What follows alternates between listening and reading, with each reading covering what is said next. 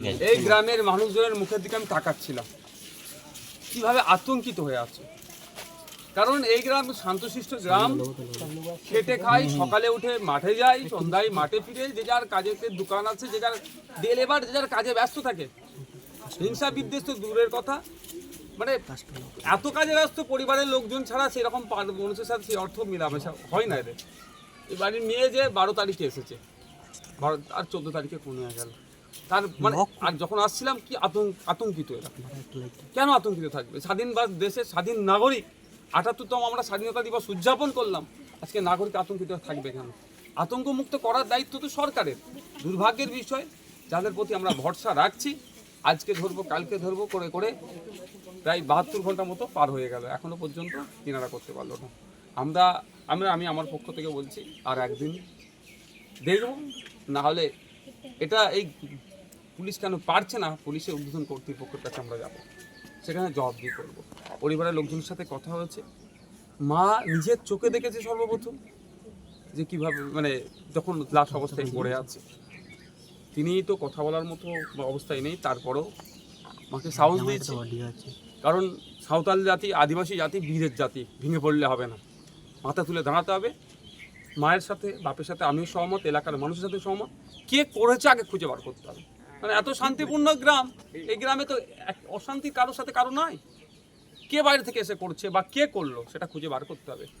এবং সাথে সাথে আমি এটা বলবো, মিডিয়ার মাধ্যমে, এখানে ডিআইবির লোক আছে, তাদের বলবো এই গ্রামের নিরাপত্তাকে আরও বাড়াতে হবে, আশ্বস্ত করতে হবে। এই গ্রামের মানুষজনের মধ্যে যে আতঙ্কের একটা ভাব আসছে, সেটা কাটিয়ে তোলার দায়িত্ব প্রশাসনকে নিতে হবে।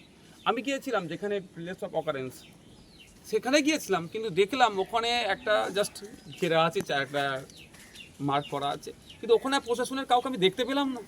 কোনো একটা গরু এসে যদি ওখানে চড়ে, ছাগলে যদি ঢুকে যায়, তাহলে কি আর যে আপনার প্রমাণ পাওয়া দরকার, ওখান থেকে কালেক্ট করা দরকার, সেটা কি আর সম্ভব হবে? এই যে নেগলিজেন্সি, এটা কোনোভাবেই মেনে নেওয়া যায় না। গতকালকে আমার রাজ্যের মুখ্যমন্ত্রী আরজি করের এক আমার ডাক্তার বোনের সাথে যে অন্যায় হচ্ছে, সেটা প্রতিবাদ জানিয়ে রাস্তায় নেমেছিলেন। আমি আশা করব রাজ্যের বিভিন্ন প্রান্তে, বিশেষ করে মফস্বল এলাকাতে, এই রিমোট এরিয়াতে যে ঘটনা ঘটছেন, মুখ্যমন্ত্রী এইগুলোকেও যাতে দ্রুত বিচার পায়। উনি তো ফাঁসির কথা গতকালকে বলেছেন। তো এক্ষেত্রেও আমাদের বোনের সাথে, এই এলাকার মেয়ের সাথে যে অন্যায় হয়েছে, উনি এইটা নিয়েও ফাঁসির দাবি তুলবেন এবং ফাঁসির ব্যবস্থা উনি করবেন, দায়িত্ব নিয়ে। উনি তো বলছেন এটা বাংলাদেশ নয়, বাংলাদেশ করার প্ল্যান করা। দেখুন, একটা কথা বলি, উনি ওনার মতো ডিফেন্স করার চেষ্টা করছে। আমি ওনাকে, উনি বিরোধী, আমার বিরোধী বলে ওনাকে আমি চাপে ফেলার চেষ্টা করছি না। ওনার দায়িত্বটাকে ওনাকে বোঝাতে চাইছি। ওনার দায়িত্ব হচ্ছে না, সরকারের দায়িত্ব হচ্ছে নাগরিককে নিরাপত্তা দেওয়া। নিরাপত্তা দিতে ব্যর্থ হচ্ছে বলে আজকে আমাদের এই দিন দেখতে হচ্ছে।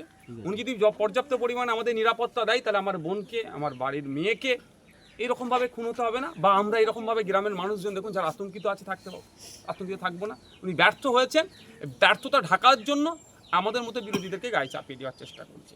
উনি যদি না পারে, উনি পদত্যাগ করুক না, অন্যদেরকে সুযোগ দিক না। উনি পদত্যাগও করছেন না, অন্যদের সুযোগ দিচ্ছেন না, আর মানুষকে নিরাপত্তা দিতে পারছেন না।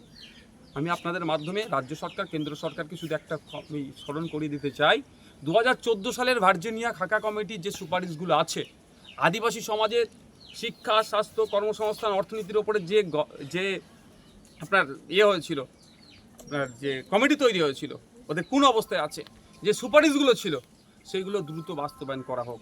আর এই মার্ডারটা STSC অ্যাট্রোসিটিস অ্যাক্টের আন্ডারে নিয়ে আসা হোক। দাদা, এবার কলকাতা পুরসভার স্বাস্থ্য উপদেষ্টা পদ হারালেন শান্তনু সেন। 2022 সালে 5 জানুয়ারি থেকে ছিল। এটা ছাড়া আপনি পলিটিক্যাল রিঅ্যাকশন, আমি গাড়ির কাছে ওখানে গিয়ে দেবো। এই বিষয়ে কোনো কোশ্চেন থাকলে বলুন, আমি এখানে দিয়ে দিচ্ছি। আরজি করে ডাক্তার নার্সের যে বদলিটা, সেই বিষয়ে যখন শান্তনু সেন বলেছিল, তারপর শোভনদেব উনিও বলছেন যে এই জায়গাগুলো বারবার দলের নেতারা মানে কথাগুলো তুলে ধরছেন, অরিজিনাল কথাগুলো, সেখানে তারা দলের কোপের মধ্যে পড়ছেন। কি বলবেন? দেখুন, আমি শুনলাম 43 জনকে নাকি বদলি করা হচ্ছে। যদি সত্যিকারের ওটা হয়ে থাকে, এটা ধিক্কার নিন্দা জানাচ্ছি, অবিলম্বে এটা প্রত্যাহার করা হোক।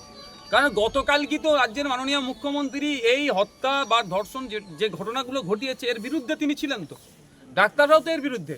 এই ধরনের ঘটনা না ঘটে, যে ঘটিয়েছে তার ফাঁসি যেমন মুখ্যমন্ত্রী চাইছেন, ডক্টররাও চাইছেন বিচারক। তাহলে এই ধরনের বদলি কিসের? প্রতিহিংসা পরায়ণ হচ্ছে কাজ না। এই ধরনের যদি ফ্যাসিস্ট স্বৈরাচারী চিন্তা ভাবনা নিয়ে চলে, উনি বাংলাদেশের উদাহরণ দিচ্ছেন, তাহলে হয়তো বাংলাদেশের মতো অবস্থা মানুষ করে দেবে। কাল এই আদিবাসী সমাজের একদল লোক থানায় বিক্ষোভ দেখাতে ছিল, তাদের 12 ঘন্টা টাইম দিয়েছিল, কিন্তু আমরা দেখছি এখন প্রায় 48 ঘন্টা হয়ে গেল, কিন্তু কোনো দোষী arrest অ্যারেস্ট হলো না। দেখুন, আমি কথা বললাম, আজকে নাকি থানার পক্ষ থেকে ভারপ্রাপ্ত যিনি আধিকারিক আছেন তিনি এসে আমাদের মানে মারা গিয়েছেন, ফোন করেছে, তার পরিবারের সাথে কথা বলেছে। তিনি নাকি সাসপেক্টকে লোকেট করতে পারছে না, কিন্তু বলে চিহ্নিত করতে পেরেছে, কিন্তু কোথায় আছে সেটা লোকেশন এখন লোকেট করতে পারছে না। আর কিছু সময় টাইম চেয়েছে। কতটা টাইম দেবেন না দেবেন এটা পরিবারের সম্পূর্ণ ব্যাপার। আমি এনাদেরকে একটা কথা বলে গিয়েছি, আপনারা যদি চান পুলিশের এই ইনঅ্যাক্টিভিটির জন্য, ইনঅ্যাক্টিভ পুলিশ যেটা আছে এটাকে সামনে রেখে আপনারা যদি চান আমাদেরকে সম্মতি দেন, আমরা সোমবারে কলকাতা হাইকোর্টে ফাইল করব। ঠিক আছে। আরজিকর কাণ্ড